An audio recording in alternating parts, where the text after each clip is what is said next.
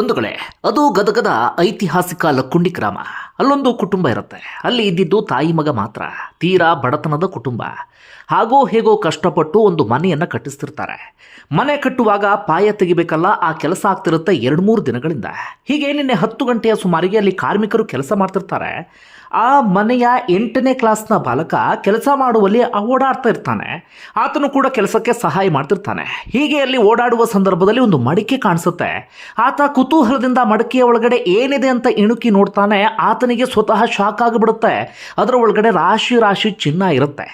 ಬೇರೆ ಇನ್ನೆಲ್ಲೋ ಆಗಿದ್ರೆ ತಕ್ಷಣಕ್ಕೆ ಅದು ಚಿನ್ನ ಅಂತ ಗೊತ್ತಾಗ್ತಿತ್ತು ಇಲ್ಲೋ ಗೊತ್ತಿಲ್ಲ. ಆದರೆ ಲಕ್ಕುಂಡಿ ಅನ್ನೋದು ಐತಿಹಾಸಿಕ ಗ್ರಾಮ. ಅಲ್ಲಿ ಏನೇ ಸಿಕ್ಕರೂ ಕೂಡ ಅದಕ್ಕೊಂದು ಮೌಲ್ಯ ಇರುತ್ತೆ. ಹೀಗಾಗಿ ಆ ಬಾಲಕನಿಗೆ ಗೊತ್ತಾಗುತ್ತೆ ಇದು ಚಿನ್ನ ಅಂತ ಹೇಳಿ.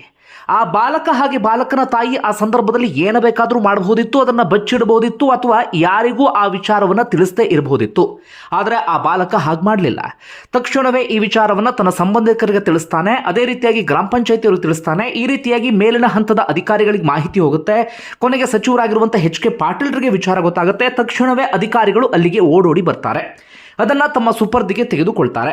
ಅಂತಿಮವಾಗಿ ಲೆಕ್ಕ ಹಾಕಿದ ಸಂದರ್ಭದಲ್ಲಿ 470 ಗ್ರಾಮ್ ಚಿನ್ನ ಇರುತ್ತೆ.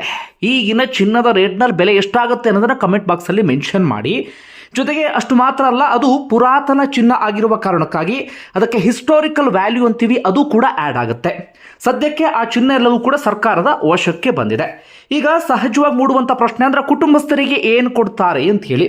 ಬಂಧುಗಳೇ, ನಮ್ಮಲ್ಲಿ ಒಂದು ಕಾಯ್ದೆ ಇದೆ, ಕರ್ನಾಟಕ ನಿಧಿ ಕಾಯ್ದೆ ಅಂತ ಹೇಳಿ ಕರಿತೀವಿ. ಆ ಪ್ರಕಾರವಾಗಿ ಭೂಮಿಯ ಒಳಗಡೆ ಏನೇ ಸ್ವತ್ತು ಸಿಕ್ಕರೂ ಕೂಡ ಅದು ಸರ್ಕಾರದ ಪಾಲಾಗುತ್ತೆ.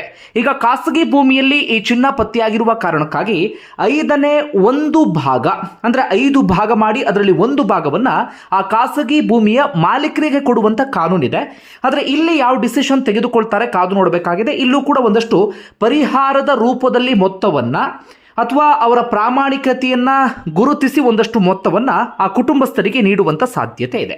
ಇನ್ನು ಲಕ್ಕುಂಡಿ ಗ್ರಾಮ ಅದೊಂದು ಐತಿಹಾಸಿಕವಾಗಿರುವಂಥ ಗ್ರಾಮ. ಚಾಲುಕ್ಯರು ಆಳಿದಂತಹ ಭಾಗವದು. ಅದೇ ರೀತಿಯಾಗಿ ಹೊಯ್ಸಳರಲ್ಲಿ ಆಳುವಂಥ ಸಂದರ್ಭದಲ್ಲಿ ಅದನ್ನು ತಮ್ಮ ರಾಜಧಾನಿಯನ್ನಾಗಿ ಕೂಡ ಮಾಡಿಕೊಂಡಿದ್ರು. ಬಹಳ ವೈಭವ ಇದ್ದಂತಹ ನಾಡದು. ಇವತ್ತಿಗೂ ಕೂಡ ಅಲ್ಲಿ 101 ದೇವಸ್ಥಾನ ಹಾಗೆ 101 ಕೊಳಗಳು ಕೂಡ ಇದ್ದಾವೆ. ಈ ಹಿಂದೆಯಲ್ಲಿ ಚಿನ್ನದ ನಾಣ್ಯವನ್ನು ಟಂಕಿಸಲಾಗ್ತಿತ್ತು. ಹೀಗಾಗಿ ಒಂದು ಕಾಲದಲ್ಲಿ ಅದನ್ನು ಆರ್ಥಿಕ ನಗರ ಅಂತಲೂ ಕೂಡ ಕರೆಯಲಾಗ್ತಿತ್ತು. ಅದಾದ ಬಳಿಕ ದಿಲ್ಲಿ ಸುಲ್ತಾನರ ದಾಳಿಯ ಬಳಿಕ ಆ ವೈಭವ ಹಂತ ಹಂತವಾಗಿ ನಶಿಸಿ ಹೋಯಿತು. ಆದರೆ ಇವತ್ತಿಗೂ ಕೂಡ ಆ ಗ್ರಾಮದಲ್ಲಿ ಹಳೆಯ ಕಾಲದ ಒಂದಷ್ಟು ಪ್ರಾಚೀನ ವಸ್ತುಗಳೆಲ್ಲವೂ ಕೂಡ ಆಗಾಗ ಸಿಗ್ತಾ ಇರುತ್ತೆ.